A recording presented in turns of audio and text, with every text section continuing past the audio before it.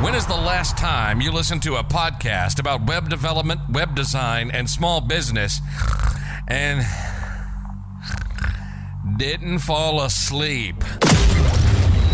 Yes, we cover web development, web design, and small business, but like actual human beings with personalities. If you're a beginner, we're not going to talk over your head. It's more like asking your buddy for help. We have guests, we have fun, and let me tell you, these two can get off on a tangent. Ladies and gentlemen, welcome to HTML All the Things Podcast. This is Matt Lawrence and Mike Curran. That's right, everybody. We're back, and this is episode 102, Mental Health in the Workplace with Megan Mee. I'm Matt, that's Mike, and this week we'll be discussing how to keep your employees' mental health in mind, how to handle massive workloads, and taking quote-unquote good vacations. Then we'll be discussing how to handle, manage, and hopefully improve your mental health as a solo worker/freelancer in our web news. Now, if this sounds interesting to you and you want to support the show, you can go check us out on Patreon, leave a review or rating on the podcast app that you're listening to this on, join us in our Discord server, or share this with your friends. And now it's time for our weekly pain points. So Mike, please take it away. All right. Weekly pain point this week is work-life balance. So I've been really trying to nail it down, where I just don't work too much and, I can spend time with my family, but it's always a challenge because I'm not there's no complaints because I really like my job. And that's been kind of the challenge where I've been going in and trying to do too much work, or I just, put my head down and don't realize when I pick my head back up that it's been like 8 hours and it's 9 o'clock all of a sudden. That happens a few times. But the negative of that is I should spend time with my wife. I should spend time with my family in general sometimes. And I should spend time disconnected from work because as soon as you get too in it, your brain starts working a little bit differently. I've always noticed that if I am really invested in a project and I've just been doing it all of a sudden nonstop, and then a month later I go back and look at that code, some of it's weirdly written.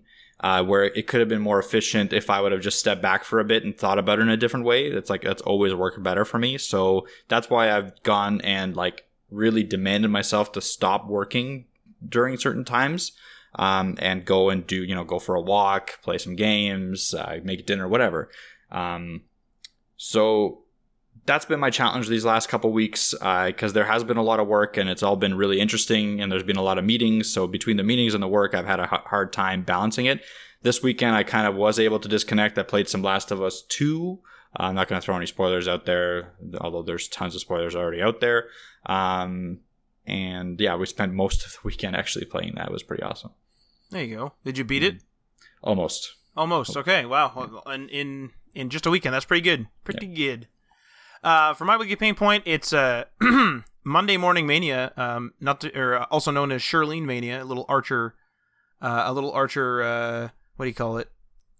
Easter egg reference in there for you, for anyone that knows what Archer is. So Monday Morning Mania, just a bit of craziness, bunch of phone calls, missed phone calls, bunch of emails, bunch of projects that were, seemingly sleeping have reawakened. In addition to the fact that there are a bunch of there's just a bunch of stuff happening in our regular projects. So regular projects are on the go.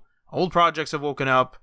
It's a little bit of chaotic, but that's the Mondays, as the kids would say. I don't know if the kids would say that, but I'd also like to take this opportunity. So that's the end of my weekly pain point. But just to remind everybody that we do have that 100th episode celebration giveaway. I am currently recording this on Monday. This episode will be out on Wednesday. So I would have already, this is so weird, I would have already tweeted about the giveaway. It is a Twitter giveaway.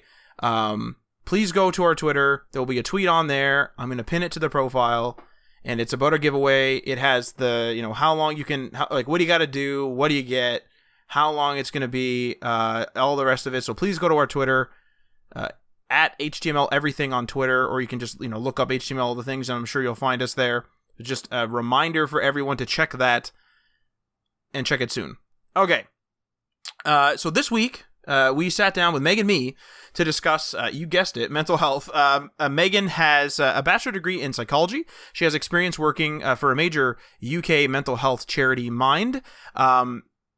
She has also worked for social services in the UK, providing mental health support for families. Currently, Megan runs a company that works with teams of software engineers to support their mental health and increase productivity. So I'm going to cut over to that call, as we always do, as per usual, but it was a really great conversation. We got about an hour with her, and then Mike and I continued on. I was going to say solo, but as a duo, I suppose, and did our web news. So I really hope that you enjoy this call, and I'm sure you'll get a nice little fancy doodle or whatever I do at this point. All right, everybody, we have Megan on the line, and even though I just formally introduced her, I'd like you to take the floor, Megan, and let us know what's up, what's going on, and anything else you want the listeners to know about. Okay, thank you.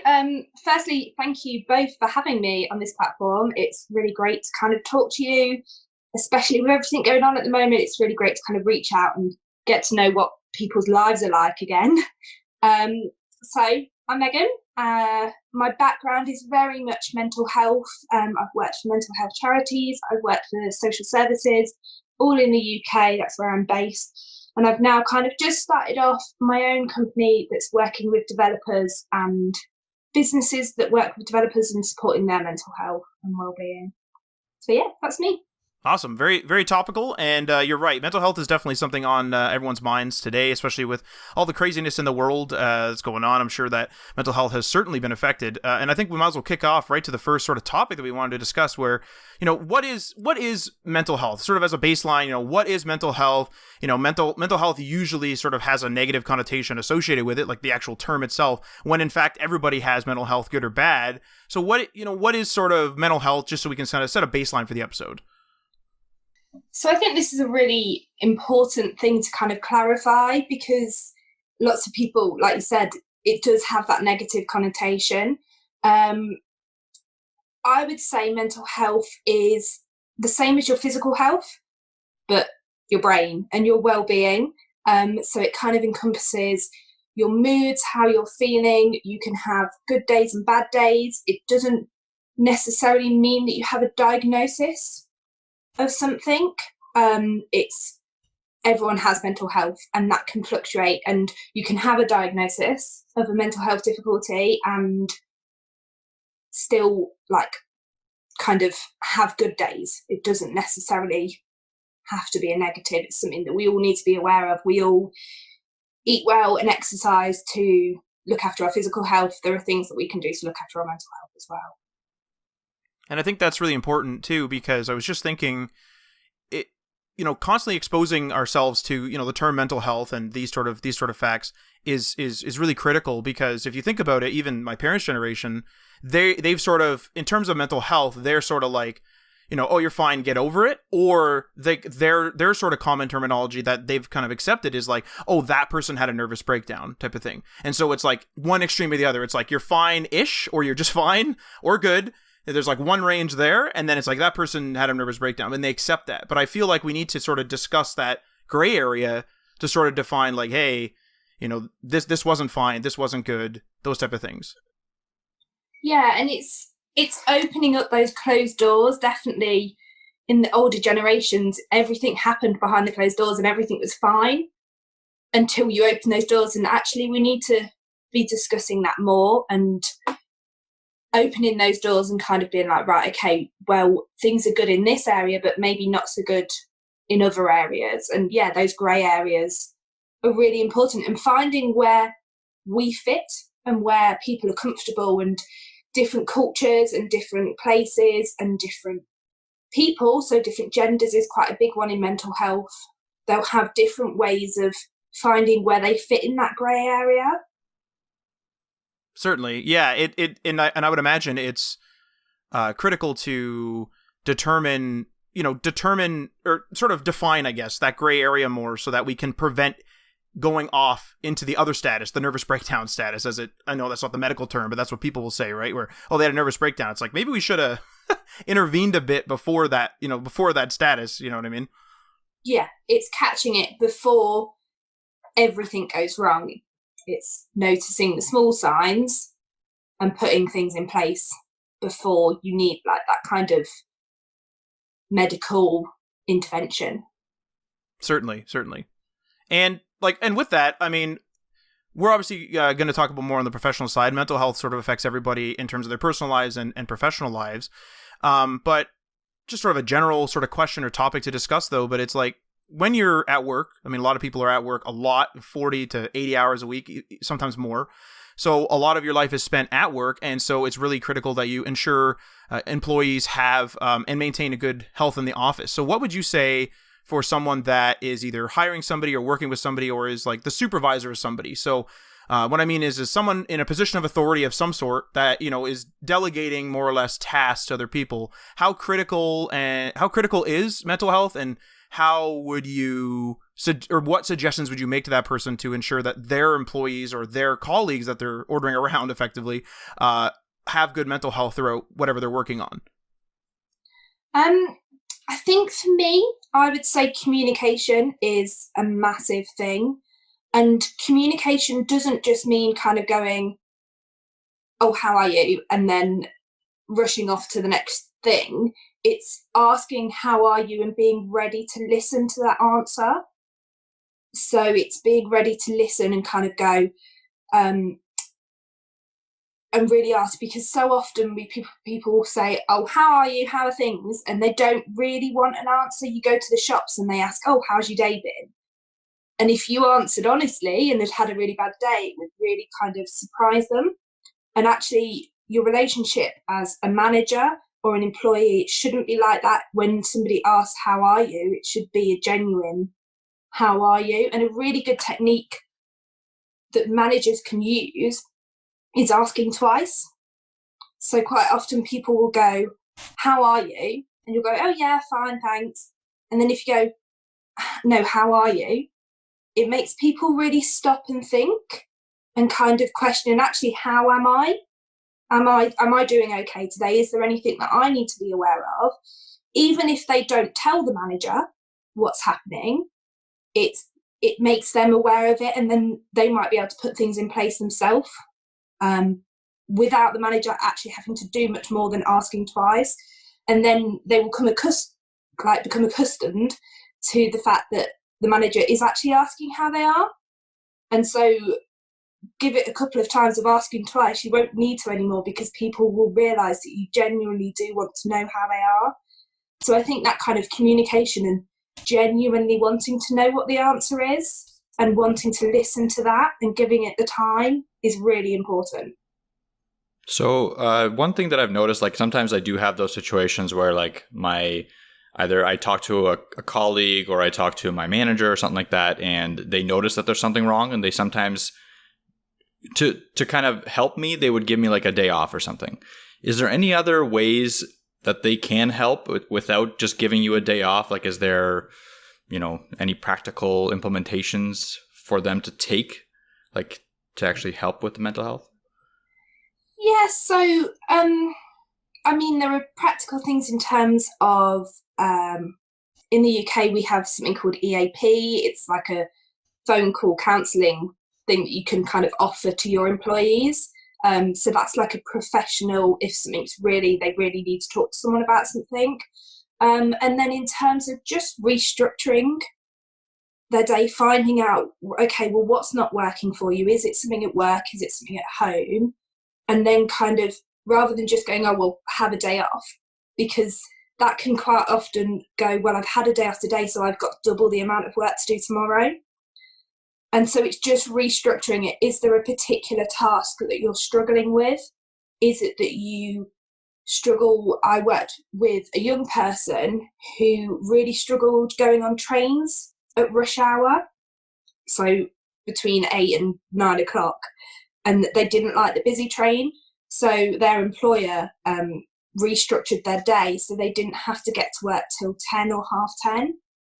And so it meant that their day was so much better and they were so much more productive because they didn't have that stress in the morning. And it was just that simple conversation that they were able to have and kind of go, this is how we've changed it. So again, it's coming back to that communication and kind of going, well, rather than just have a day off and don't be my problem for the day, bring your problem in and then see how we can change it. How critical do you think as well? So, there's the asking twice. There's, being accommodating, like Mike said, in the more practical means. How critical is it in? So, like, I guess what I'm trying to get at is those are very deliberate actions, but I find that maybe there's some things that supervisors or team leads or whatever can do in their everyday communications. And what I mean by that, I'll kind of give an example. So in the tech industry, urgency, deadlines are always like a big thing, of course, as they are in other industries as well. And one of the biggest things, and Mike and I have talked about this constantly, is either urgency that's just been brought on too quickly by a client or something like that, where they don't understand, how long something would take to engineer. And so they're like, let's have it done tomorrow. And it's like, a few weeks, bud.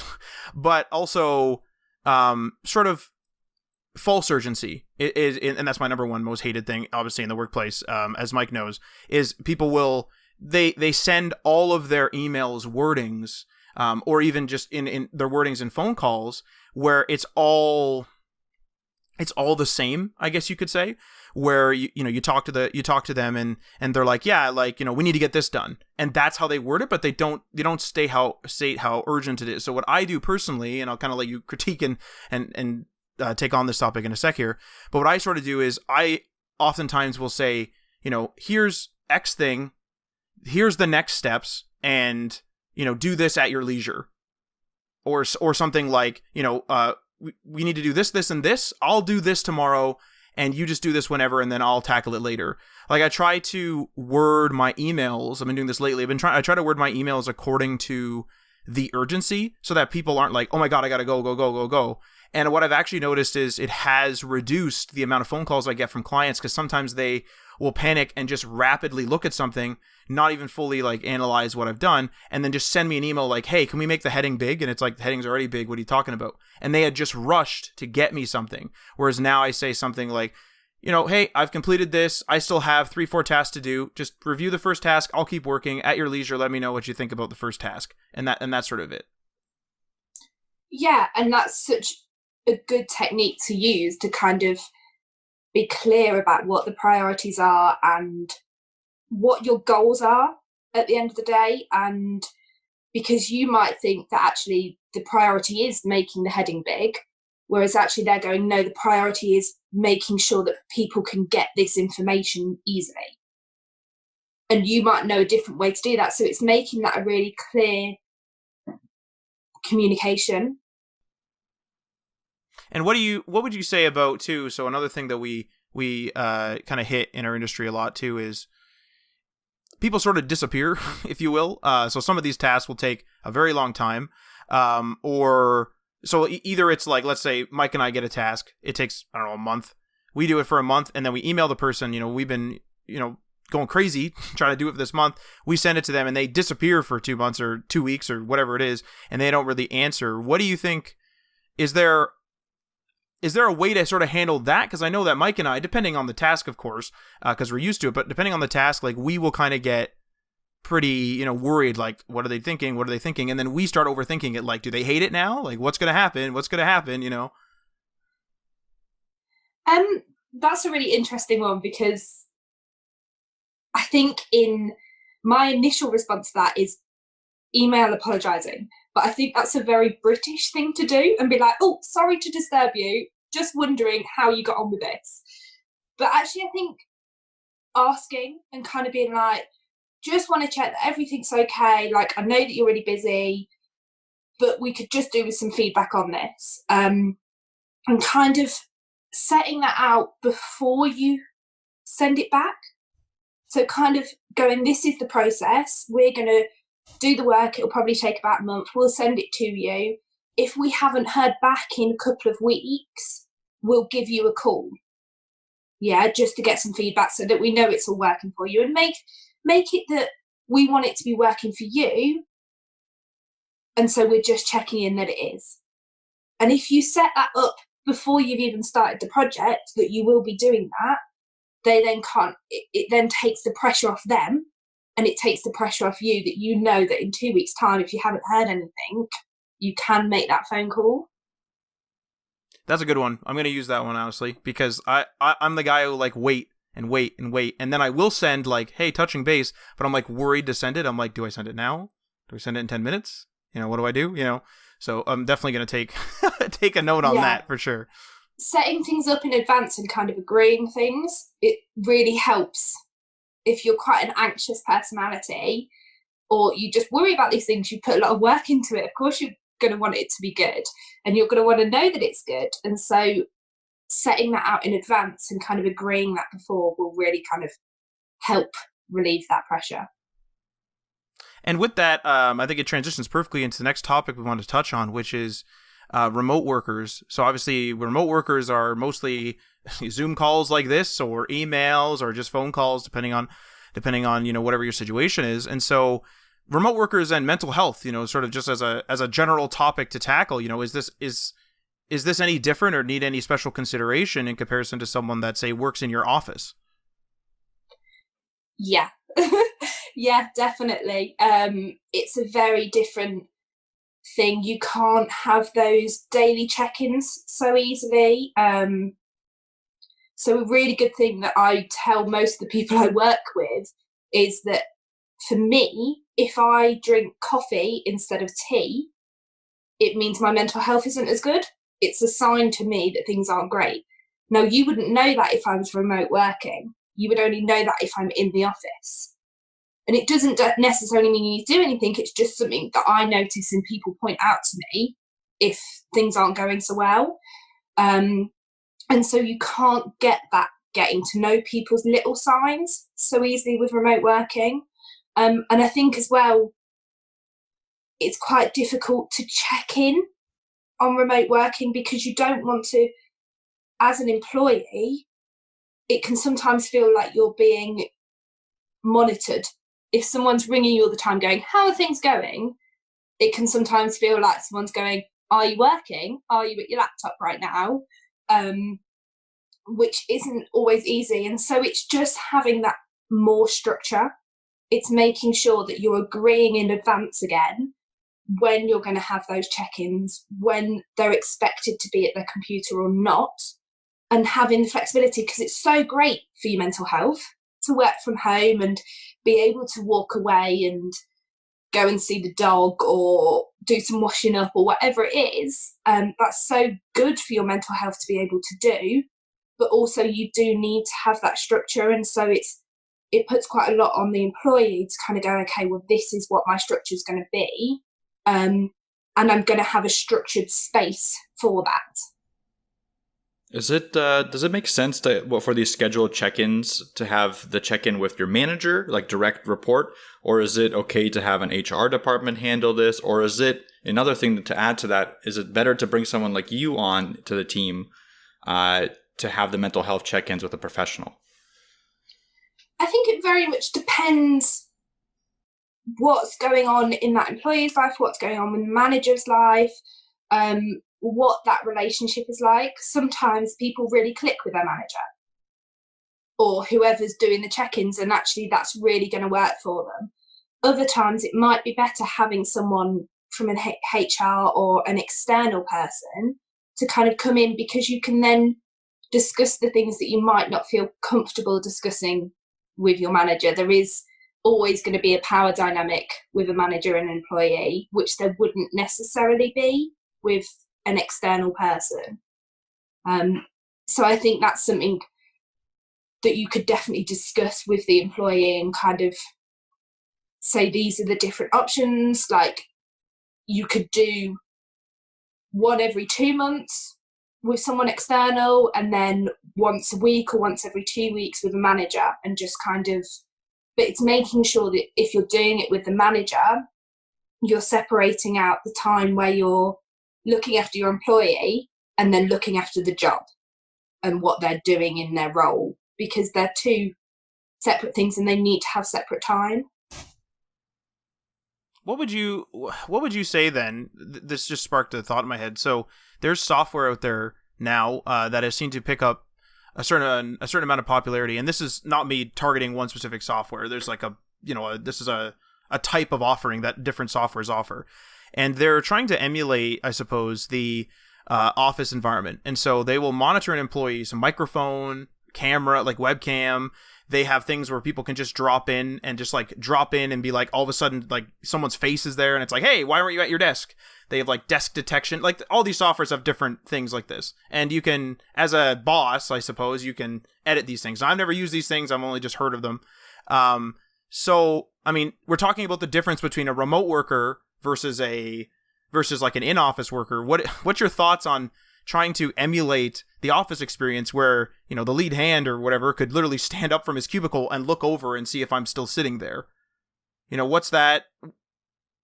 Is this a good idea from a digital perspective for a remote worker?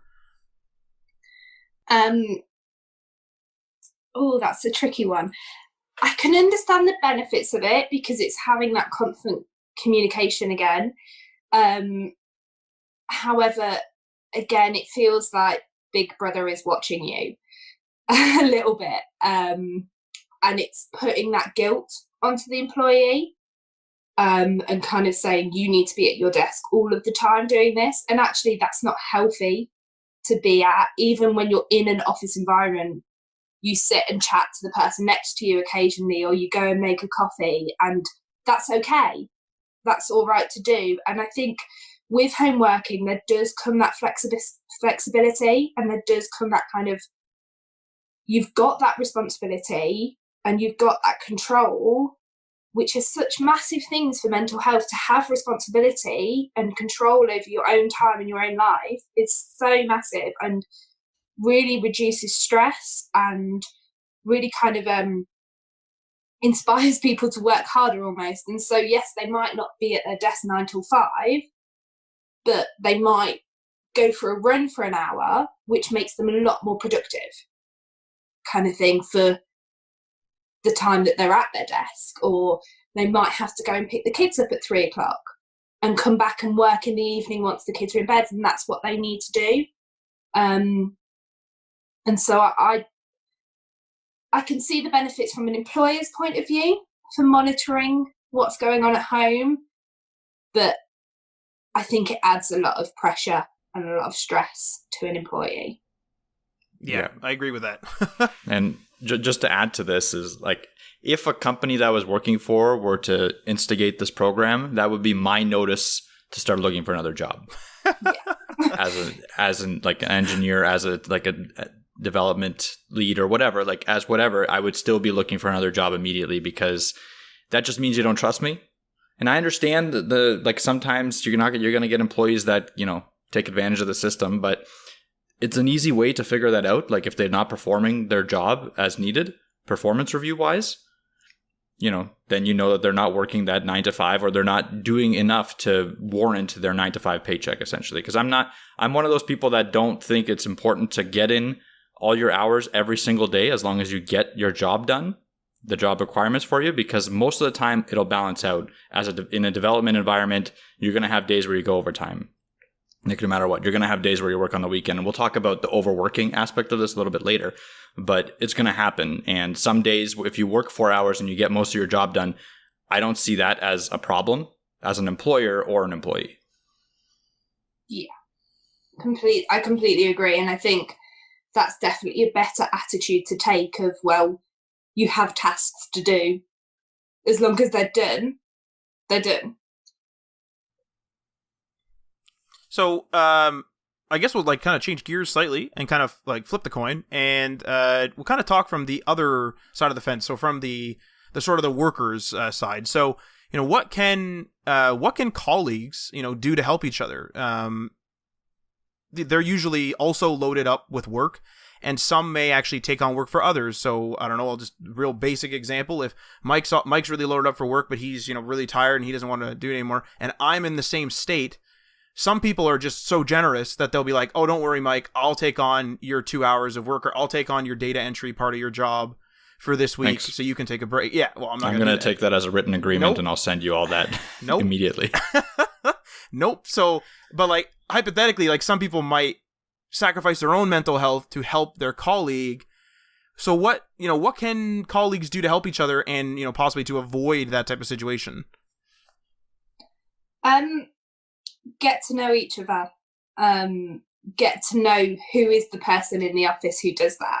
You'll quite quickly, if you're observing and you're aware of what's happening around you, and you're kind of going in with that attitude of, I want to focus on mental health, you will very quickly notice who's the one who picks up, who's the one that makes the notes in the meeting and sends them round every time, kind of thing, who's the one that picks up when other people are dropping things. And I think as well, learn each other's strengths and weaknesses. Matt, you might really enjoy doing the data side of things, and so that wouldn't be as much of a stress on you mentally, whereas it might be for someone else, kind of thing. And so it's acknowledging that some people enjoy different jobs and highlighting, right, who enjoys these jobs, and if no one enjoys them, it's okay, right, we need to split these and make sure it is fair and it's not the same person doing it every week, kind of thing. So yeah, having that communication, having that honest conversation again.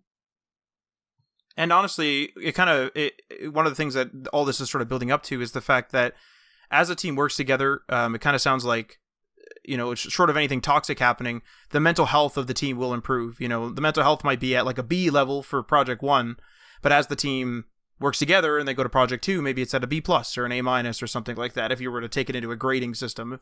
And so, it is important that, I guess it's almost important to say that if you start a new job, you're going to be nervous. There's going to be a bunch of other, you're not going to know anyone there. So your mental health is going to be affected generally, to the lower degree, but it will improve as you start to learn, who you can approach and who you can work with. And maybe I really like data entry and Mike hates it or whatever. So that certainly. So with that, then, we'll move on to the next sort of topic here. So I was thinking, all this stuff is really great. There's a lot of actions we can take as colleagues, and there's lots of actions we can take as, lead hands and supervisors and business owners. But new entrepreneurs, like brand new right out of the gate, especially if they're running like an actual quote unquote startup where they're running around with their heads cut off effectively, they have their hands full. And, what can they do? And, should they really pay attention to mental health with them being so busy? Yeah, it's most important at that point to pay attention to mental health, because if you're not looking after yourself, then you can't run a business, you can't manage other people, you can't make those decisions. Whereas if you're taking that time out to look after yourself and doing the things that are important to you, then it will make everything else so much easier, because you've not got that added pressure of high stress levels or anxiety or low mood or whatever it is that's kind of being expressed. And I think involved in that is being able to say no, which is something in startups definitely that I've seen. It's, yeah, we'll take everything, we'll do everything, we can do this, because you've got that enthusiasm, you've just started something new, it's exciting, you're kind of like in that honeymoon period of we can do this, but it's acknowledging that actually you do sometimes need to take a step back and say, no, that's not my area of expertise, or actually, no, you can't have it for this Friday, you need to have it for the Friday after. So it's not always saying no directly, it's kind of saying, well, we can't do it for then, because actually on a Friday afternoon I finish at 2:00 because that's what I need to do, or whatever it is. Or it's making sure that you're prioritizing your own well-being, because you can't help other people if you're sinking as well.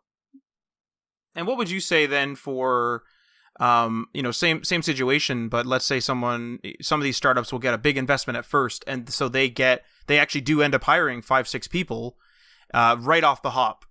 What's that situation look like for mental health? Because if I'm freaking out as the owner, let's say, if I'm freaking out, then I'm going to just start delegating stuff like crazy, and it's going to be like, we're all in trouble here, so I can't help you if you're stressed out. We need to get this done. So how can you, or like, how should you sort of handle situations like that when, you know, it is going to be a rough go for a year or whatever it is. It is going to be rough regardless. How do you sort of kind of tame that or, you know, help with that or deal with it? I think acknowledging it if things aren't quite going to plan, acknowledging it if it's going to be a rough couple of weeks, and go, okay, this is what the next couple of weeks are going to look like, or months, or the next year is going to look like. Are we all willing to engage in that and put ourselves through that so that we can get the positive at the end? Making sure it's, again, signing up to that contract before you've done it and saying and agreeing that in advance. Are we all happy to do that? Because it is going to be tough. And then going, okay, when things get tough, what are we going to do? What is it that, for me, if someone, a lot of people are like, right, bring me a cup of coffee. If I'm sitting there looking stressed, bring me a cup of coffee. For me, that would be the worst thing to do. I need a cup of tea. But for other people, that might be the best thing to do. For some people, sitting and watching the sports might be a good way to like spend their lunch break. For other people, going out for a walk might be. And so it's finding out, okay, when you're having a bad day, what can the rest of the team do to support you? Because actually, if you're having a bad day, we don't want it to affect the rest of the team, and we want it to make it a better day tomorrow for you. Yeah, so kind of signing up for it and making sure everyone's aware that this is going to happen, and making sure you've got a plan if it goes wrong. And with that, there's, you know, especially with startups, there seems to be, well, there is, like, you know, major deadlines that need to be reached, and, you know, the new team usually, and so, you don't have the seniority, or maybe you have never done X project or X type of project before. With that, so as a manager or as a person that's selling the product, oftentimes you'll, you know, say it'll be done in 3 weeks, when in reality you will tell your team, you know, we should really get this done in 2 weeks or something like that, or so under promise, over deliver, basically, as what it boils down to. So is that a good tactic for your team? Because I feel like, if, let's say, you told them that everything needs to be done in 3 weeks, you know, you tell the client 3 weeks, and then you go to your team and you say 2 weeks, now you're kind of putting a bit of stress on them. And then when it hits closer to the end of the 2 weeks, if they're not done, you're like, don't worry, I've negotiated, or, you know, however you word it, we have another week, or we have some leeway. Or should you just straight up say to your team, we have 3 weeks, let's try to hit the 2 weeks? Like, how open should a manager, or like a salesperson in this case, be about those deadlines?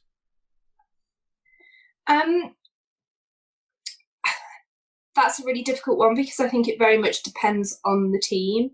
It depends on the project, and it depends on the customer. If it's a customer that's going to really pay off that it's a week early, and they're going to be really pleased with that, then yeah, definitely kind of give yourself that time to be early. I would say that you should always do that anyway. You should always give yourself that bit of extra time, that bit of extra contingency, to make sure that you're not cutting it really fine and like to the last minute. Definitely take that time. I think in regards to telling your team that, I would say it depends on your team. It's a bit of trial and error. You could try it that you tell them it's 2 weeks and we've got to get it done, see how it goes. And then the next one say, okay, it's 3 weeks hard deadline, and the soft deadline is in 2 weeks, and kind of give them that control. I think people do tend to work quite well with control, as long as they're happy with that. It does reduce stress to know that this is a choice that they're making, and they're all going to work together to beat that deadline. So yeah, get to know your team. I tend to like to finish something before the deadline anyway. So I would be then cutting that 2 weeks down. I would want it done in a week and a half for my personal deadline. And so I'm then cutting that deadline even more. So that would put me under even more stress. But other people may kind of go, oh, well, it's not due for 2 weeks. I'll start it in a week. And so it depends on your team very much. Okay. And so, okay. So with that being said, sometimes like a manager or whatever will, or at least I will, this actually happened today on a project where I didn't know how long something was going to take. And so I went to a developer we work with, Greg, as I've mentioned to you before, Megan, and we've, I basically let him drive it. I was like, this is the task. I haven't told the client how long it's going to be. I gave them like a total ballpark of like, I can't even remember what it was, but it was like a real ballpark figure. And I'm going to let you drive it. You tell me how long it's going to take, tomorrow or whenever you have the chance. And then I will tell the client that. Now, I guess what my question is that's sort of, I guess it's leadership versus mental health versus salesmanship. Like, of course, the client wants it today or like now. As a leader, you should set a date, in time. But then, if you give it to your staff, I trust Greg to tell me an accurate deadline, so I'll do that to him. But like, let's say it was someone else that I just recently hired or whatever, and it wasn't somebody that I trusted, and they were like, 4 weeks, when when I even know it's going to take 2 days, for example, let's say, what's that balance like? Because you don't want to put the pressure on your team by setting a deadline too quick. You don't want to tell the customer the wrong deadline. It's a web here. And then also there's like you want to give the customer a deadline right away sometimes. And so it's this weird, delicate balance of mental health versus your team versus trust versus leadership. It's a big web to unfold. Yeah, it is a difficult one because you've got a lot of things to kind of balance there. In terms of the customer, I always focus on honesty. I feel that customers would prefer you to go, I don't know, I will find out for you, than to lie or to make something up and then be wrong. Customers know that you're human, that you don't know everything, you don't do everything yourself. And so just, I think, being honest and having that kind of clarity between you and your customer and say, well, I'm not going to be the one person doing this. I need to talk to my team and find out how long they think this is going to last so I can give you a more accurate date and kind of spin it so it's better for them, because you're then giving them accuracy. So I don't want to give you the wrong date and then it be wrong. I'd rather be honest with you and make sure it's right. So I think with customers, I would always say, be honest, even if it means you've messed up a little bit and you've got to admit you're wrong. Like, just, they're human as well. They're not going to expect perfection all the time. People just like people who are honest.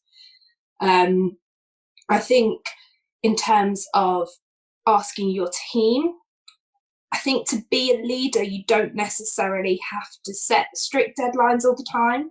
I think sometimes as a leader, it's really important to kind of acknowledge that other people might have better expertise than you in something and might be able to say, actually, no, this is what it's going to take. But again, that's you trusting your staff and trusting your employees and kind of going, I need to trust you on this one. And you'll very quickly learn if they're not trustworthy. And at that point, you need to kind of question, well, is this the kind of person that I want working for my business? And have those conversations and be like, look, we're a business built on integrity, on looking after our staff's mental health. That's our main thing. And so we need you to be engaged in that as well. And that doesn't seem to be coming across at the moment. Yeah. It kind of sounds like, everything kind of boils down to just being more communicative and not just being sort of robotic of like, hey, I assigned you a ticket, or like what, as they do in tech, or hey, I assigned you a task, or hey, this. It sort of sounds like it all comes down to all of these topics, leader to colleague to everything, comes down to knowing the people you're with, knowing the people you're working with, and really like communicating with them effectively and often enough that it's not going to affect their work, but is going to benefit their mental health. Mm-hmm. And I think as well, having that environment making that conscious decision that you're going to have an environment that is healthy for people to work in, above anything else, because there's no point having a lot of investment or really good clients if your staff aren't going to be able to fulfill their jobs because of their mental well-being. And so, yeah, having that communication with the focus of mental health and mental well-being. And with that, we'll kind of move on. I can flip the coin again if there's a third side to this coin. So, time to sort of consider vacations. So I know you and I, Megan, had a conversation about vacations, and vacations are obviously important. But it's important to ensure that they are actual vacations, not just that you're not showing up to the office or clocking in online or however your particular team does it. It's actually a vacation. And I know that we had discussed how sometimes you almost need a day or two of vacation to work extra so that your next week of vacation is actually vacation, because everyone thinks, oh, you're going on vacation, let's just give him all this stuff just in case he wants to do it, or oh, he's available now, maybe he's doing a staycation or whatever they call them, so let's give him all this stuff and then he'll get to my stuff first, type of thing. So what's the importance of actually having time away? Should people be maybe not doing work but checking email when they're away? What's the importance there? I think it's really important to step away. Some people are really lucky and have the ability to just do that and just turn everything off and be like, I'll deal with it when I get back. I don't know many people who can just switch off like that, especially if it's your own business, if it's a startup, you're really invested in that. And so I would say kind of agreeing what is acceptable on your holiday and what isn't, with yourself, with whoever you're going on holiday with, and with your team back at the office or wherever they are, agreeing that if X, Y, and Z goes wrong, deal with it yourselves. If A, B, and C go wrong, okay, maybe you can contact me, but making sure that A, B, and C need you, kind of thing, if you're someone who really does actually need that connection still, because A, B, and C probably won't ever happen. They probably won't need you, but knowing that if something really does go wrong, you've got that plan, gives you the opportunity to go on holiday and be like, right, okay, I know there's that plan in place. And just making sure that before you go away, you've got that kind of plan of a couple of weeks before, right, these are the things I'm going to start doing because these are the things that need doing while I'm away. Or kind of preparing and putting it into perspective. Actually, if you take that week away, you're going to be so much more productive when you get back. People need that time off, you need that space away. And so going, okay, I could sit at home and work, I could sit at home and do all these extra projects, or I could turn it off and say, no, I'll take the week and then be more productive when I get back. So I have this issue on this exact topic where if I go away and I have the option to kind of completely cancel out everything, turn off my email and stuff, but when I do that, I have this anxiety of when I turn it back on, all of a sudden I'm going to have 50 million emails about some weird bug or something like that I could have fixed in a second had I had them on. And I find myself kind of circulating around that while I'm on vacation.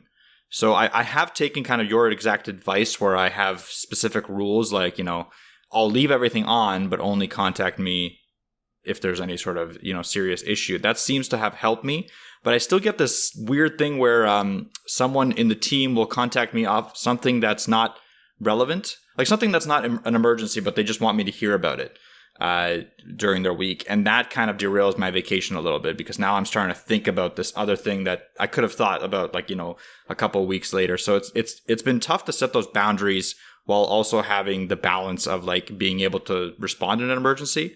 I don't know if you have any advice on specifically setting hard boundaries, or is this just something that we kind of have to deal with on our own? I would say in that situation, I wouldn't say to the whole team, if this happens, contact me. I would have a team leader or a specific person that if things go wrong in the team, they can go to that person. And then if it then needs escalating, that person is someone that you trust that will only escalate it if completely necessary. And so make it that the field of people who can contact you are less, and are people that you trust will only contact you if completely necessary. And I think kind of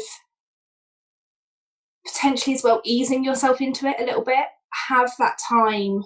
I have a friend who's a developer, and he is now planning to kind of take 2 days off or a day off before his holiday, so that if anything goes wrong that is, oh, we needed this just before you go, like, he's not going to tell anyone he's not on holiday that day, but if there is anything on that day that is last minute, this needs to happen, he can get it done before he goes on holiday.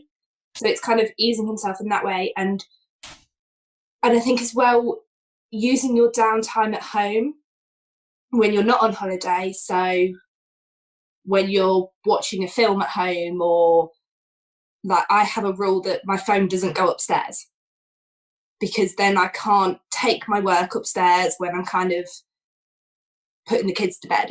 That's time for us rather than time for like work.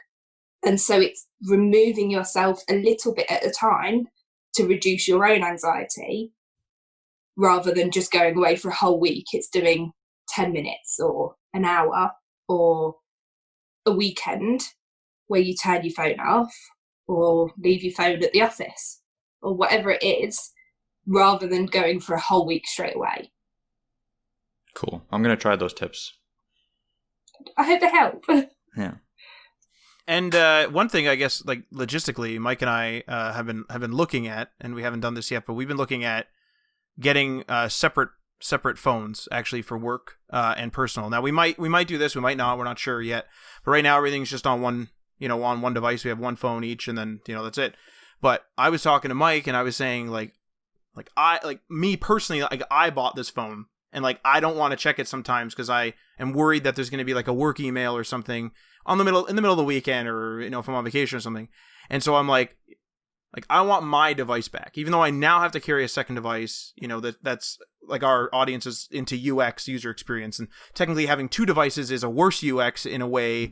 But it's like, I can just turn this this work device off and get this out of here. Or when I pick up the device, I know what I'm picking up. Like, I know I'm picking up my work phone. I know I'm picking up, my personal phone. Like, I know that somebody's messaging me, like a friend is messaging me on this other phone type of thing. And so I know what type of situation I'm getting into right away. What is your thoughts on, having separate devices for work and for personal? I think if you can, I would definitely say have separate devices, because it does give you that freedom to kind of go, no, I'm not working today. And just turn it off completely, and then it's a physical thing that you're just turning off. So I would definitely say that. I know I've worked a lot in social work and mental health, and actually I was working with young people who were very vulnerable, and it was very important for me to turn my phone off. And actually we had a rule at the workplace that I worked at that you do turn your phone off, and it's not allowed to be on after work hours, because I could have a young person call me up and it could be an emergency, and I haven't got the support of my network at work to deal with that. And it's not fair to ask me to deal with a phone call at 11 o'clock from a young person who's really vulnerable. That's not the support that we were offering. And so I think it is really important to have that structure and say, no, we're going off. Or a lot of phones now do focus mode and things. So even if having a separate phone isn't something that you could potentially get or is too much to ask for you, putting on focus mode and only letting text through. If you have a specific chat group, I know a lot of people use Slack and things, turning that off, turning all your notifications from that off, so that you're not getting, keep it all very confined, have a different app for your email for work, so you can just turn it off. If you can't get another phone, ideally, another phone, another device would be, I would say, the best thing, because you can physically turn it off. But if not, there are ways that you can do it on the same device. Certainly. Yeah. Okay. Because like we were thinking, I've actually just had this conversation. I'm on another podcast as well. And like, we just recently had this conversation where, because things are work from home now, some employers who never really cared about your like, they didn't hand out a device, like they weren't giving out a work device, but they also didn't care. It was just sort of like, check your email, on your computer or whatever. But the one guy was saying that, his friend was asked to install an app for his work on his personal device, and they were just like, yeah, this is just the way it is now. Like, just like, we're not going to I don't know all the logistics, whether they're going to reimburse him or what, but it's sort of like, yeah, like, your phone is effectively an extension of yourself, and you just install it. That's not their wording, but that's effectively what they were saying at the end of the day.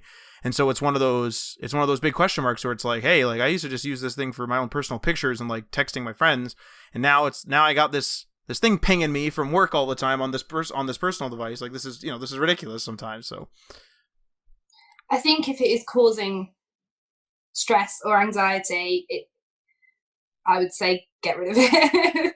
It's not worth the benefit of a customer being able to contact you on a Sunday at midday or a Saturday night at 11 p.m. It's not, the benefit from that is not worth your own stress and mental health.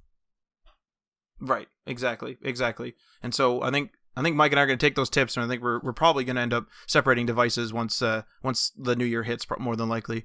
But in the tech industry, speaking of devices and side projects and everything else, side projects and side hustles are huge in the industry. And so even if you have, let's just say, to sort of do a smooth transition, if you will, even if you have those two separate devices, on your personal side of things, you might have a side hustle or a side project, to bring in money, whether it's a passion project or whatever. And oftentimes in the tech industry, that side hustle is actually related directly to your workday. So maybe you're working on a different app. If you're an app dev, let's say you're an app dev all day, you go home, maybe you're working on a different app, but you're still working on an app. You're still programming in whatever language you're programming it.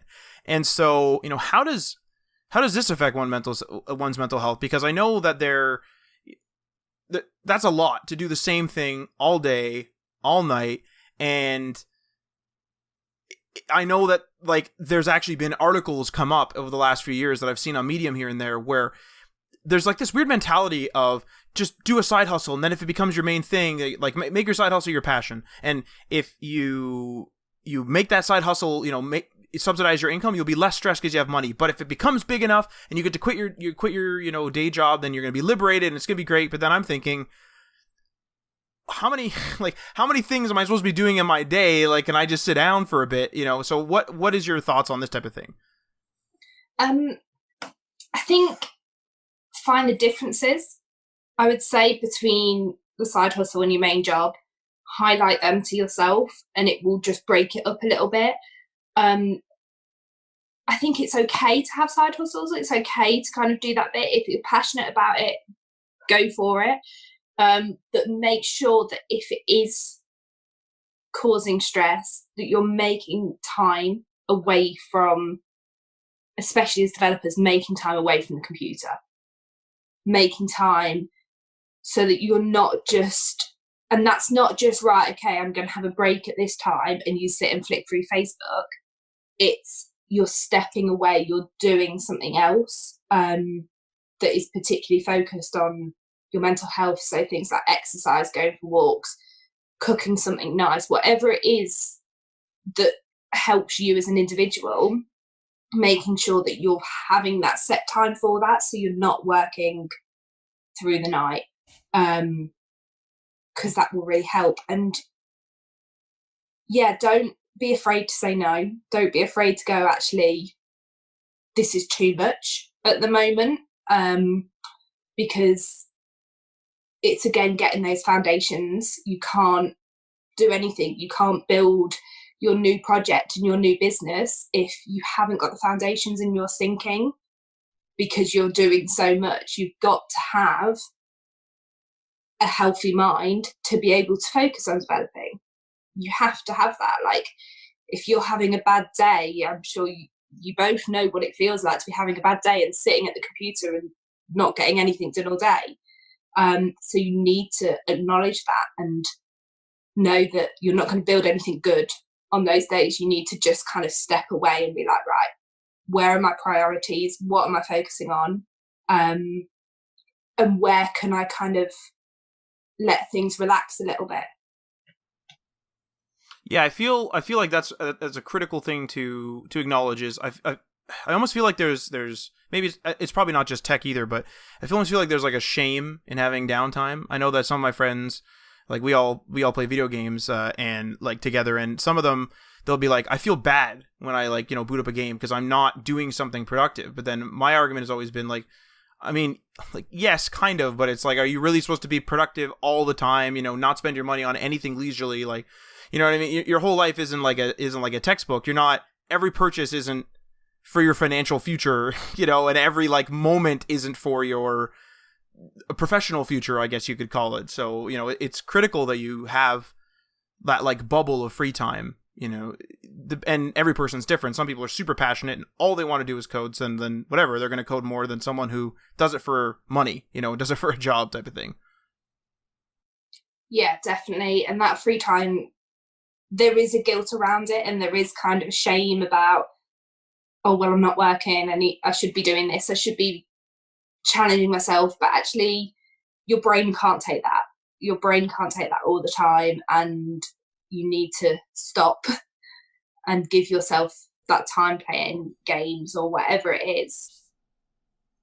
I think that power of no, like what you were saying, is something that's been kind of trending lately, because I did notice like I did have a lot of guilt before where I would, like Matt said, boot up a game sometimes and I'd be like, I don't want to play this because I have so much in my backlog. I have so many side projects I could work on, so many other potential stuff. And then I'd get to the situation where I would just be looking through the stuff that I want to work on and do nothing. And I've realized that like now what I do is I do a lot of like, prioritization and then just like literally cutting stuff out. It's like, I'm not going to do this for work, or I'm not going to do this for my side project, or I'm not going to do this. And that has helped me a lot to have that balance. And the other thing I've noticed was usually like a junior developer, like when you're hiring someone or you're just getting into the industry, they won't have that skill yet to say no. And when you're managing someone like that, you have to be kind of the one to institute like either figure out their tells where they don't want to do it and they are afraid to say no, or understand and like try to get it out of them. Try to get the no out of them early on. And once you do get the no out of them, usually it'll be easier for them to like give you their priorities and tell you what they can do that day and what they can't. And it's just a better work environment. Yeah, definitely. And it is definitely like kind of junior developers, the people that are new to it, who struggle to say no and struggle to kind of go, because they want to prove themselves. They want to do everything. They've still got that kind of passion and think they can work 24 hours a day. And so helping them say no and helping them kind of, again, almost giving them too much choice and being like, well, we could do this or this or this. They're going to have to say no to one of them. And then you've got your no. And that first no will kind of build it up to make it easier to get the no to the actual one that you want them to say yes or no to. And with passion, oh, sorry, Mike, were you going to say something? No, go ahead. So, and with passion, being passionate about what you do is pretty critical. And so I guess the final question in our sort of discussion section here is, does passion matter? And a little backstory is like, me personally, I find that I'm passionate about projects that I thought up, or that I'm doing for myself or for our business type of thing. But, I'm not as passionate about, let's say, client projects in the same way, because I just didn't come up with it. It wasn't my idea. And we're going to do a good job and everything's great. And I appreciate the clients, but it's just like a mental thing. It's sort of like, this isn't my baby, I'm going to work on it and everything else, but like, I didn't think of this and I wouldn't have done this short of you bringing it to me type of thing. So, since you work with software engineers, Megan, like, do you find that their mental health is affected by the project that they're working on? for example, it's probably pretty difficult to get excited over something like making a web app for a bank, which is just all numbers, right? Yeah, it is difficult when you don't have that passion for a project. It does kind of take a toll. It does kind of be like, oh, I've got to do that one again. And especially if you've got other things going on that you are really passionate about and are things that you've kind of chosen to do. And so I think if you find that happening, remind yourself that it is a choice, that you're working on that app and you did make that decision. And yes, the client brought it to you, but you made the decision to say yes. And it's again going back to that, are you able to say no? If you're able to say no, then if you're not passionate about it and you don't need it and you're not going to enjoy it, what's the reason that you're saying yes? And use that as your passion. Is it that you're learning a new skill that you can then use on the thing that you are passionate about? Is it that actually this thing is going to pay for you to do what you are passionate about, or for you to take that holiday in 2 weeks' time kind of thing? And use that as your passion, use that as, I think, even on things that we don't enjoy, or you can still learn so much, and you can still, especially in developing, you can see it when you press those buttons. It's like kids, and you watch them and it does all the right things, and the little thing on the screen starts dancing in the way that they've told it to. It's like, yes, that's so exciting. Get that again and think, right, okay, what am I hoping to achieve by doing this? And then when it works, be a kid about it. Be like, yes, I've done it. Tell someone about it. Even if you're not that excited yourself, by telling someone and going, oh, I've done this, it's working, they will then be happy. If it's the client, they will then kind of give you that positive feedback, which will then make you feel good and kind of inspire that passion after it, if that makes sense. Perfect sense, honestly, and I think that's critical to think of. Is you don't have to draw a passion directly from the project. It could be, hey, this client's paying good, and I'm gonna buy a car later after this, or I'm gonna say, this is gonna help me save up for this, or this is gonna help me reach this financial goal, or whatever it is that you're buying. That's really critical. Or like you said, learn new skill. You might not care about showing the balance in someone's bank account or something in the web app example for a bank, but now you know how to process numbers or something like that.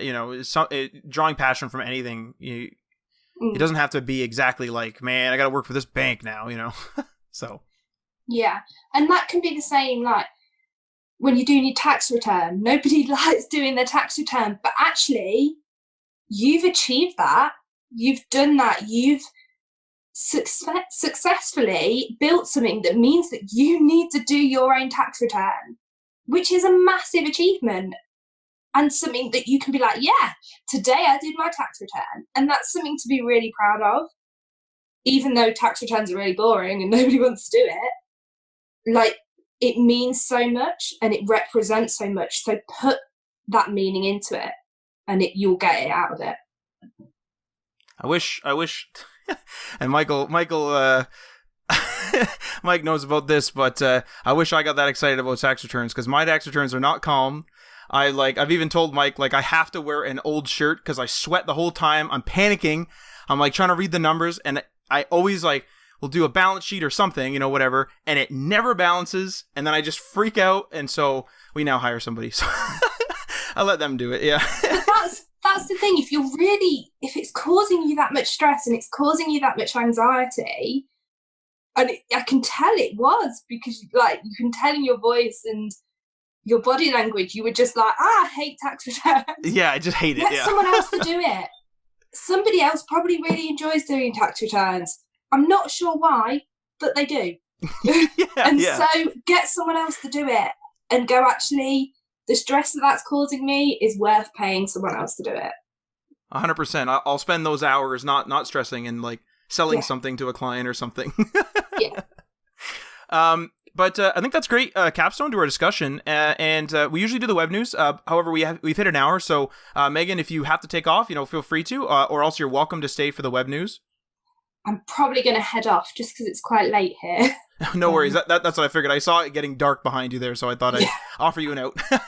But thank you. But before you take off, I'd like to invite you to take the floor and, any website, where people can find you, anything you'd like to shout out, have at it. Okay, so I'm on LinkedIn, Megan Mee, and my company is called Snowdrop, so it's snowdrop.work, and that's like the website as well. So yeah. Awesome. Feel free to contact me. Awesome. And I was just going to say, feel free to shoot me those links, and I'll put those in our show notes so that people can click on them. Brilliant. Yeah, I will do. Thank you. And thanks a lot, Megan, for your time. Yeah, thank you. Thank you for coming on the show. Yeah, thanks for having me. It's been really great to chat to you both. Awesome. Speak soon. Thanks. Yeah. See you later. Thanks. Bye. All right, Mike. Well, let's just, I guess, jump right into the web news, if you want. Do you want to just jump right in, or do you want to cut? No, yeah. And do like 3 segments. Okay. Let's just jump right in. Let's just jump right in. Cool. Yeah, so let's do it. Okay, so the web news. So the web news, solo mental health, freelancers / solo workers. This is, again, just a conversational piece. So, we often hear about mental health from the employer's perspective, relating to their employees. There's also a mental health focus on workers in the office or in large teams. Nowadays, many of us are solo workers / freelancers. So how much, should solo workers keep their mental health in check? And any tips to improve or maintain a healthy mental state while working in a stressful environment alone? So obviously, we've just had a conversation with Megan, and so we kind of have a bit of those tips and tricks. So what is your thought on this, Mike? Because you and I, we're like in a team, but like you do something separate. Like you're doing a totally different contract. I'm working on different contracts and different businesses, stuff like that. And hat is sort of our commonplace. So we have a weird sort of setup. But I guess if we put ourselves in the shoes of someone who's just working, and they went on to Guru or wherever, and they're a freelancer, they're alone, they're building somebody's site. How would they handle it, or how should they handle it, in your opinion? So, couple ways from what I can see. We've been there a little bit, where, especially when we started out, it was just you and I. And a lot of the time it was just one of us, right? Like we each had our own project, and we had such strict deadlines that we barely had time to have catch-ups. We've had those kind of situations. We still have that kind of situation. Like last week, we had to have like 2 separate talking sessions because in one session we couldn't, do everything that we needed to do. And I don't even think in those 2 sessions we got all the information across to each other that we needed to get across to each other. So it's tough. And so we are like, for a lot of the times we're on our own, but in a sense, we do still have teams. If I was completely alone, I'd probably be joining networks of some sort. So whether it be a Discord, whether it be a Slack channel, whether it be something where I can quickly bounce ideas off of or show my projects, especially if it's just personal projects, somewhere where I can get any sort of feedback. Because the toughest thing when you're on your own is knowing if you're going in the right direction and knowing what kind of progress you're making and understanding. Like you're always comparing yourself to the best of what everyone is showing, because you're reading those dev.to articles that are showing like a really well thought out piece on some sort of technology that someone's working on. And it's like their best foot forward, but you're not seeing the behind the scenes where they spent months learning that piece or years learning that piece enough to then regurgitate it down to this really well put out article. So that's the tough part. That's like the social media thing where you go on Instagram or Facebook and you see everyone's best moments, but you don't see their worst, and you start to compare yourself. That's the same kind of thing that happens when you're completely alone on a freelance project. When your client is non-technical, you can't really bounce your ideas off of him because they just look into you to get the job done. Whereas, so you're just on your own. So my personal suggestion, try to get in with a group of developers that are also in your shoes. And there's quite a few, channels out there. I guess we'll plug our own here just quickly. The Discord, we have the HTML All Things Discord. Go in there. There are people that are, talking about all sorts of different technologies, but there is plenty of others out there that, like, if you just type in the technology that you're working on, Discord, the technology that you're working on in Google, and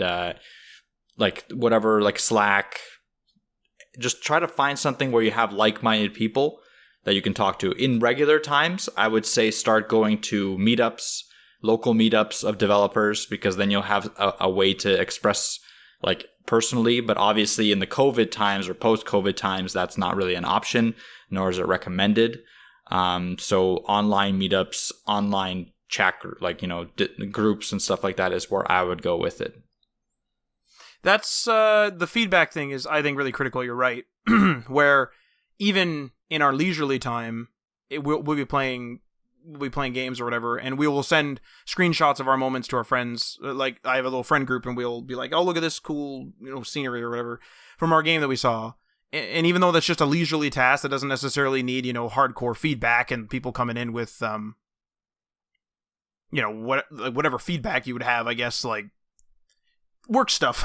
I can't think of anything, but you know what I mean? Like, no one's going to come in and be like, man, maybe you should like load that database differently, or, that's insecure or something like that. Like something more technical, no one's going to be doing that when it comes to a personal task, but we all kind of want that feedback. Even people that are afraid to, miss out on something and they want to be in the zeitgeist. They want to see that movie day one or in the first week so that they can have a conversation with people, or at least see the conversations online and be able to read the articles and be a part of the conversation, even if they're not directly a part of it.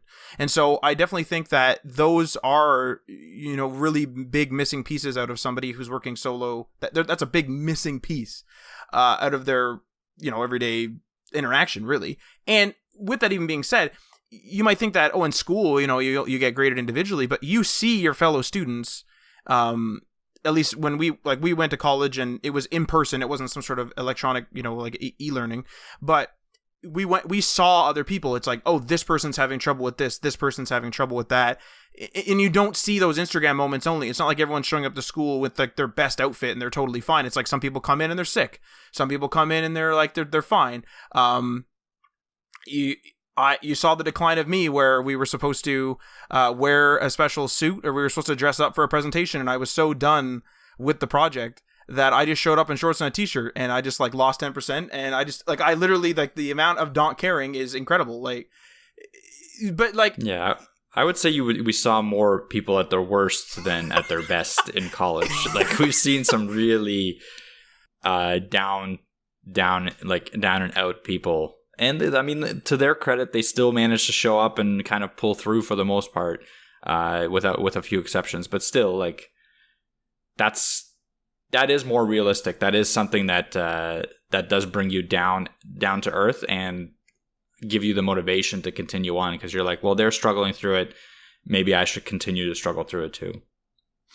Definitely. It's seeing that, you might think when you're doing your homework or something that you're an idiot. You might think, damn, I'm an idiot. Like, why don't I understand this? Then you show up and you see that some people didn't do it, or they didn't do it because they didn't understand, or they attempted it and they did it all wrong. And that sort of gives you, feedback of like, oh, okay. Or if everyone gets it and you don't, then you're like, damn, I got to ask for help. Like, clearly I have to ask for help. Everyone else is getting this. I have to ask for help. And so it's kind of that thing that's pushing you along. Yeah. I mean, that's probably like one of the biggest critical pieces, I would say, out of the solo mental health thing.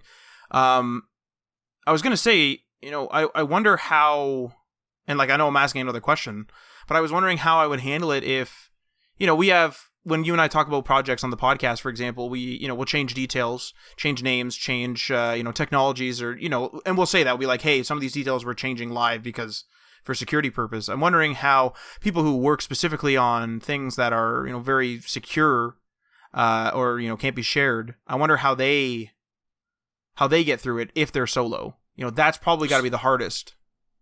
So I can shed some light on that. When you have an issue, at least. So I've had a few GitHub issues, and in some cases, the issue will require you to post working code where a person can just fire up the project and run into the issue right away. Mm-hmm.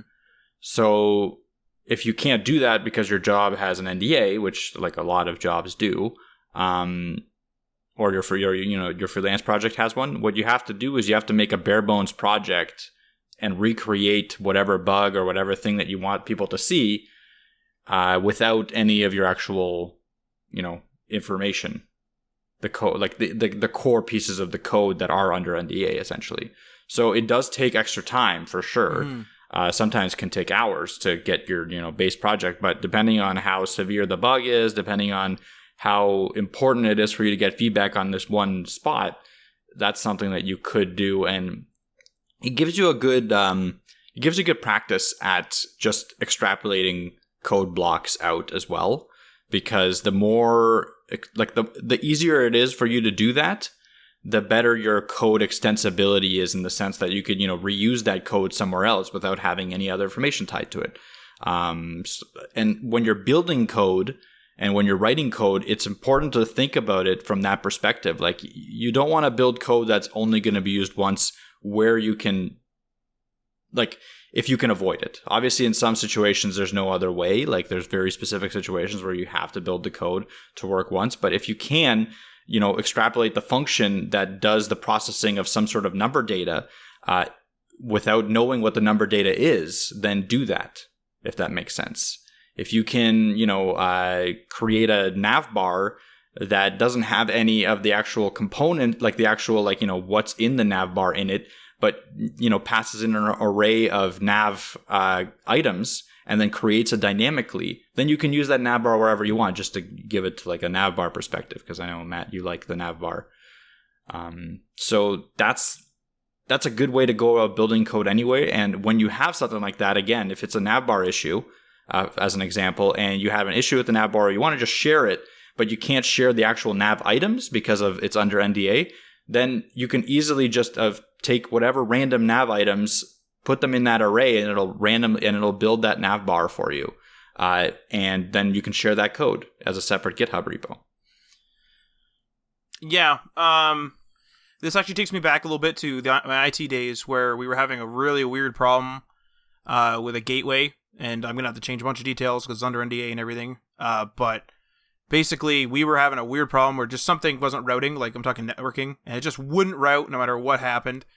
And we had to, we tried for, I want to say, weeks and weeks and weeks, and I ended up finding, there was something wrong where the routes weren't happening. And, they wouldn't dynamically create themselves.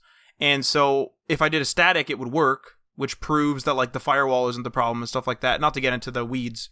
But, we tried for weeks and weeks and weeks. It was myself and my boss at the time. And then we eventually said, okay, we got to reach out for help here. And so I, took the day, and I had to sort of strip out all that stuff and make a generic situation and say, I have this problem, blah, blah, blah, blah, blah. This is what I'm having trouble with. Computer A can't talk to B, and blah, blah, blah. And what we ended up actually finding out was there was a bug in the gateway. So we were the ones, as far as I know, that discovered that bug. Because someone else said, I have the same problem, and I'm using X hardware. And I was like, well, that's totally different. So something's wrong.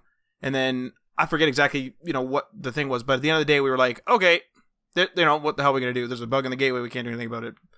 That's it. That's exactly it. So that's exactly what you do with NDA'd, private code. You have to extrapolate out all the NDA'd stuff and just leave the stuff that isn't working. Yes. And make it so that it doesn't work, which is sometimes really difficult.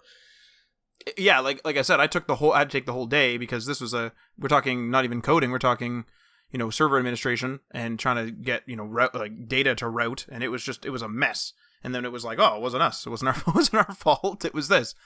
And I think that one of the big things one of the big flags in my head, red flags in my head for solo working too, is sometimes I'll be like, and this is in the past too, when we were trying to learn different stacks, but I'll go to set up Vue.js or something, something along that lines, totally, let's say I've never used it before. I go to set up Vue.js or React or something, and I always hit this, and there's never any threads about it where they just say do this, this, this, this, and this, and some of those instructions will be something that requires pre-known things, and I'll be like, where the hell, I press generate, where's the file? And Windows doesn't know where it is, and I can't find it, and I'm like, great, so I just generated a file, and I'm an idiot. It's where's this file? And I find that happens so often with learning new things, especially alone, because I'm just sitting there well, I Googled it, no one else has this problem, I guess I'm just dumb. And, it's not that, it's that there are people out there that gateway situation I had. No one was talking about that. We had to reach out for help. We had to go to the forums, and then someone else had that exact problem. They're like, I'm having this exact problem. And it's like, oh, there are people out there that do it. And, this person also obviously reached out for help now too, because it's like, damn, what the hell is going on here? And so it's just a matter of, I guess, fighting through it. I don't really have a solution to that. I feel like if I were to go in and try to learn another like piece of a stack, and then I hit that same situation where I hit generator or whatever, and I can't find the damn file, like I'm gonna freak right out. One of the things was years ago now, I think it was like SAS or something. I installed it, and I was new to npm at the time as well, and so I like did npm-g, and I didn't know what that flag meant, and so like that's the global flag, and so I can use it from CMD anywhere, and like blah blah blah blah. Anyway, I didn't know that. And so I installed, this, I think it was SAS or something, with the -G, because that was in their instructions, but it doesn't explain that. It just says, like, use this. And then there was another thing I was trying to use with it, and it didn't have the -G. And so I did the first one, -G, it worked. And then the second one, it appeared to not work, but it did work. It was just I had to go to that directory or whatever to, like, because I can't like, globally call it. And I freaked right out, and I never ended up solving it. But it is one of those things where I didn't have somebody where I couldn't like tap on somebody's shoulder and be like, hey, like what's going on here? I ended up solving it, the next day or next week or something like that. But that day it was like, this is a write-off. And so I know I'm just adding to the problem. I don't really have a solution. Like I feel like I would still freak out, and that's not great, but yeah. So for me, like when I go to learn a new stack or a new technology, it's a multi-step thing. So a lot of it is documentation, like you're saying, go through and do the npm installs and, do the configuration files and go through their instructions. But you're right. A lot of the time their instructions are very shallow, and they assume that technology A, B, and C, and sometimes you don't. So the way I solve that usually is I'll watch a series of tutorials that are very basic on the topic. So if it's something like, let's say Vue.js, there's a ton of tutorials and from different levels. I'll watch the getting started tutorial, like the very, first one that I trust, like from a YouTuber that I trust, like Aketamind or Traversing Media, someone that I trust. And I'll watch it and I'll follow along as he's doing it. And if I can follow along, that usually means that I can continue like going back to the documentation. If I can't, and if it doesn't make sense again, like because they can glaze over things as well, I'll go and find another tutorial until I get past the core building block pieces, essentially. This is if like a topic is complicated, obviously, which a lot of them are. So that's how I've been solving it on my own, because like just going through a documentation and the getting started guide in their documentation, I'd say 50% of the time is not enough for a lot of the stuff that I do. So I need to get a basic overview of how to use this technology, not just the documentation. I don't know if that's going to help you, Matt, for anything, but no, for sure. Yeah, it would, yeah. I think. Because I think it's important to know that you need that time to spin up. I think you're trying to go into it quickly, where you're like, I need to get this done. That's exactly what's happening. I should know this technology. I've been in the industry for X amount of years, but that's never the case. You should always allow yourself time to spin up on it, because it'll be slow at the start, but as you spin up on it, you'll start to understand it more and more, and it'll become really quick. So it's important to invest that time in the beginning rather than start freaking out 6 hours down the line where you're trying to figure it out on your own. You're 100% correct. I'd say with the speed, because I know like when we you and I worked on, well, I think it was the hat site actually in Vue.js, and you showed me like what I needed to do, and then there was one point in which I was just like, for fun, I was like, oh, I'm just gonna try to figure this out, and then I started reading, and it's like, you need to make sure the router is doing this and that and the other thing, and I was like, I don't know what this router thing is, and then I'm like, going in, and I'm like, what the hell is this renderer thing? And then I start panicking because I'm like, holy crap, like, I don't know what this router thing is, I don't know what this compiler is doing, like, what's this other thing doing, like, why are these people using another file, like, where do I write this? And it's literally, I know I'm rapid firing questions off, but that's how my brain's going. It's like, oh my god, what the hell? What?